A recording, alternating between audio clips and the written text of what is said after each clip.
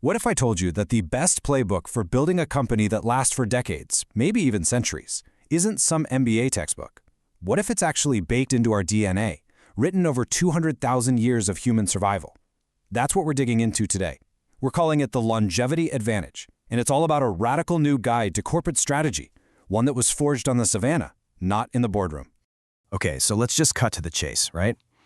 What on earth can a 200,000-year-old survival strategy teach a modern CEO who's stressing about next quarter's earnings call? I mean, they seem like completely different universes. But here's the kicker. The answer is, well, pretty much everything. The fundamental rules for thriving, they haven't really changed at all. All right, first things first, we need to totally reframe what we mean by longevity. We're not talking about fad diets or living to be 150. No, we're using it as this powerful metaphor, a new way to think about organizational resilience and how to build real long-term value. Think of our entire history, all 200,000 years of it, as a kind of diagnostic tool, a way to check the vital signs of your company. So here's the roadmap for today. We're going to walk through 5 big ideas. We'll start with what we call the survival calculus. Then we'll look at the huge shift from scarcity to abundance. After that, we'll dive into something called the modern mismatch, see companies as a corporate organism, and finally wrap up with what it really means to lead with vitality. Okay, let's jump right in with part 1, the survival calculus. You know, to really get why so many modern companies feel like they're just constantly struggling, we have to rewind. I mean, way back. Back to the world that literally shaped our brains, the Pleistocene. Just take a look at this timeline for a second. It's kind of mind-blowing. Homo sapiens, that's us, we've been around for 200,000 years. Now, the modern corporation? It's just a baby, a blip on the radar barely 150 years old. What this really tells us is that the operating system running in our heads, well, it was coded for a world that has absolutely nothing in common with a cubicle or a Zoom call. And that brings me to a really crucial number, 99%. Think about that. For 99% of human history, we were hunter-gatherers. That's it. Our entire world was ruled by this incredibly delicate, high-stakes calculation. Energy in versus survival out. Every single decision, every action was weighed against one question. Will this help me and my group survive long enough to see tomorrow? That deep programming is still with us. It's in all of us. So all that programming we just talked about, it was perfected for a world of scarcity. But here's the thing. That world is completely gone. And that brings us right to our second big idea, this unbelievable shift we've made from scarcity to abundance. If you look at the comparison, it's just stark. Our ancestors lived in a world of immediate physical threats. You know, a tiger in the bushes, a sudden storm.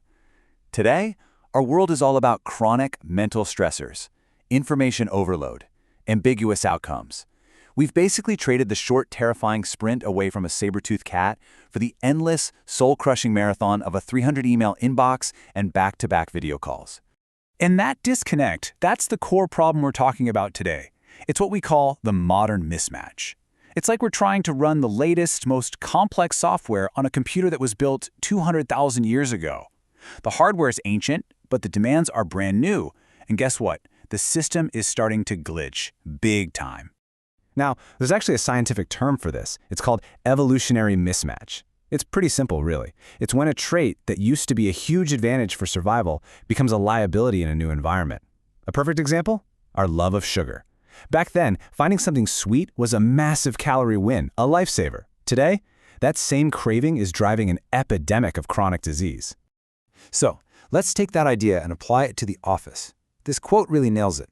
Our biology, our stress response, it was designed for that short burst, that sprint away from a predator.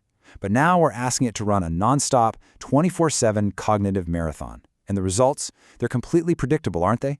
We see burnout everywhere, we see bad, short-sighted decisions, and we see companies that are incredibly fragile right when they need to be the most resilient. Okay, so just understanding this mismatch is a huge first step. But what's the solution?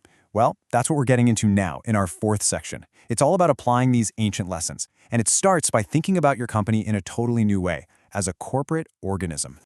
This right here, this is the big mental shift. Stop thinking of your organization as a machine with levers and gears. Instead, start thinking of it as a living, breathing organism.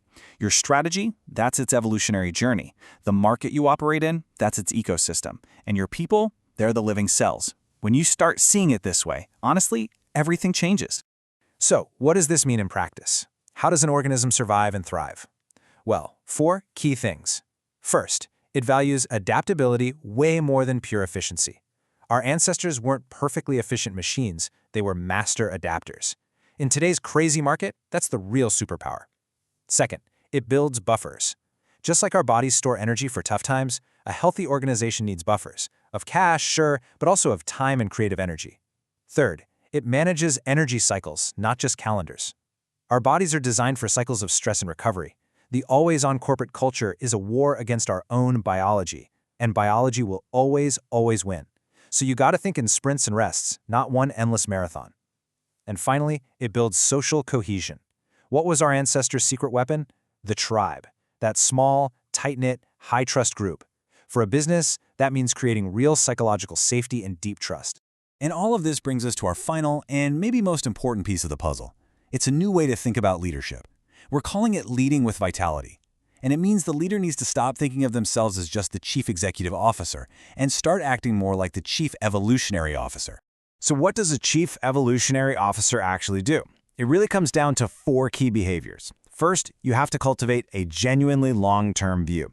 I'm talking thinking in years, even decades, not just obsessing over the next quarter. Second, you have to nail the balance between exploitation, that's making money from what you do today, and exploration, which is investing in how you'll survive tomorrow. It's a constant juggling act. Third, your job is to be the signal in a world of noise, to create absolute clarity and focus for everyone in the organization. And lastly, and this one is so important, you have to personally model the kind of sustainable energy and focus you want to see. You have to walk the talk. So we'll leave you with this to think about. The basic rules of survival. They haven't changed one bit. It's just the jungle that's different. So when you look at your own organization through this evolutionary lens, you've really only got one question to ask yourself. Is it truly built to last? Is your company evolving, or is it slowly, quietly going extinct?